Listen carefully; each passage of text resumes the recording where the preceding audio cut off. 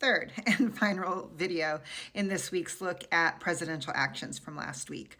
On March 25th, President Trump signed the Preserving and Protecting the Integrity of American Elections order. And it's a pretty sweeping order that amends the federal voter registration form to require proof of citizenship in order to vote. It demands documentary proof of citizenship, such as a passport, to vote in federal elections. And it also empowers federal agencies to withhold funding from states that it deems to be non-compliant with President Trump's executive order.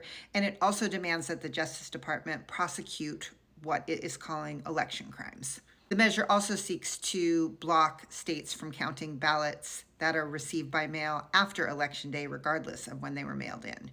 This is 100% going to end up in court because the Constitution explicitly gives states and Congress the authority to set rules for elections, and it does not authorize the president to do so. In fact, election rules are different from state to state right now. Who knows what, if any, impact this order is going to have, but we do know that President Trump really wants to implement some measures to restrict voting and require proof of citizenship in a way that's, vastly different from how we've done it for the past 100 years.